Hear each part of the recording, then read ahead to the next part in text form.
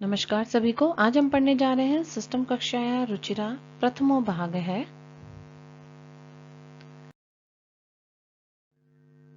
कक्षा 6 रुचिरा भाग 1 पाठ संख्या 15 मातुल चंद्र है अर्थात चंदा मामा। पिछले वीडियो में हमने इस पाठ का अनुवाद देखा था। इस वीडियो के माध्यम से हम इस पाठ का अभ्यास कार्य करेंगे।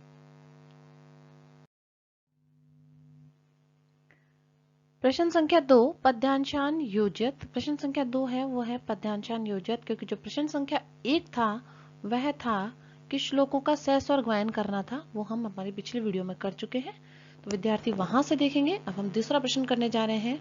यहाँ पद दिए गए हैं अर्थात हमारे श्लोकों के कुछ अंश एक तरफ और कुछ अंश दूसरी तरफ दिए गए हैं, उसी के आधार पर हमें श्लोकों को जोड़ना है। तो मातुल किरसी श्लोक में आया है कथम न स्नेहम तारक खचितम सित परिधानम त्वरितम में ही मां श्रावय गीतम अतिशय विस्तृत नीलाकाशय धवलम तव चंद्रिका वितानम। प्रश्न संख्या 3 पद्यांशेषु रिक्त स्थानानि पूर्यत। पद्यों की रिक्त स्थान की पूर्ति करनी है। यह भी हमें पाठ में आए श्लोकों के आधार पर ही करनी है। प्रिय मातुल वर्धय में प्रीतम, खाली स्थान में आएगा वर्धय में प्रीतम। कथम प्रयास्यसि मातुल चंद्र क्वचिदवकाशम यानी नैव दृश्यते क्वचिदवकाशम। दास्यसि मातुल चंद्र है तो मह्यम दास्यसि मातुल चंद्र है। कथम आयासी न भूमम गेहम। तो पाठ के आधार पर रिक्त स्थानों की पूर्ति हमने की। प्रश्न संख्या 4 है प्रश्नानाम उत्तराणि लिखत। यहाँ प्रश्नों के उत्तर हमें लिखने हैं। अस्मिन पाठे कह मातुल है। इस पाठ में मामा कौन है? उत्तर है अस्मिन पाठे चंद्र है मातुल है। नीला आकाश है कीदृश अस्ति। नीला आकाश कैसा है? उत्तर है नीला आकाश है अतिशय विस्तृत है अस्ति। नीला आकाश अत्यधिक विस्तृत है। मातुल चंद्र है किमने कीर्ति। चंदा मामा जो है क्या नहीं बिखेर रहे हैं? तो उत्तर है मातुल चंद्र है स्नेहम ने कीर्ति, स्नेह नहीं बिखेर रहे हैं। किम श्रावितुम शिशु चंद्रम कथयति।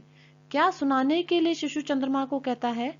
गीतिम श्रावितुम चंद्रहम कथयति। शिशु कहता है कि मुझे कोई गीत सुनाए, तो गीतिम श्रावितुम शिशु चंद्रम कथयति। चंद्रस्य स्थित परिधानम कथम अस्ति। चंद्रमा के सफेद वस्त्र कैसे हैं? तो चंद्रस्य स्थित परिधानम तारक खचितम अस्ति, कि तारों से भरे हुए ही चंद्रमा के सफेद वस्त्र हैं।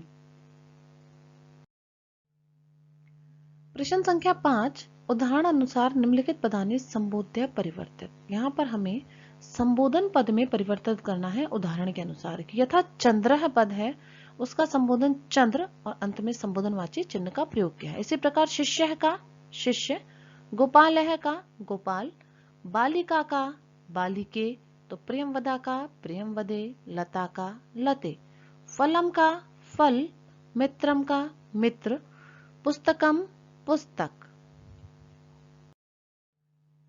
रविः रवे, मुनिः मुने, कविः कवे, साधुः साधो, भानुः भानो, पशुः पशो, नदी नदी, देवी देवी, मानिनी मानिनी।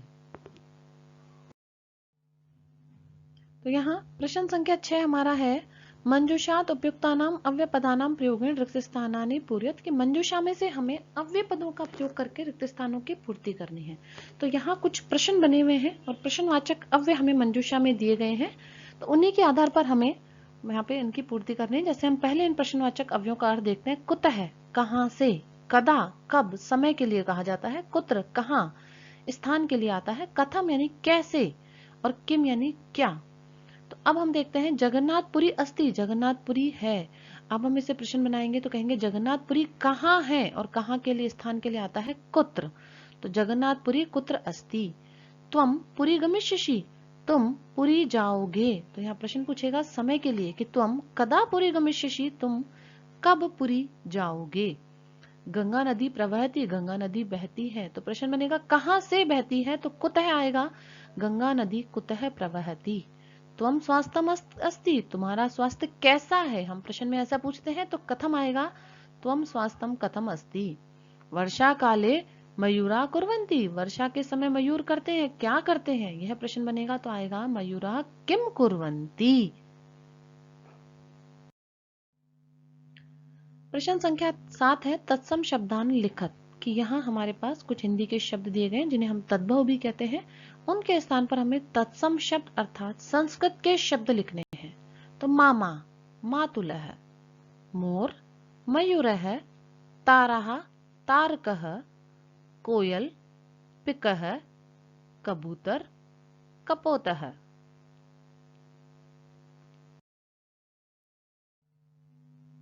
धन्यवाद है। इसी के साथ इस पाठ का अभ्यास यहाँ समाप्त होता है। नमो नमः।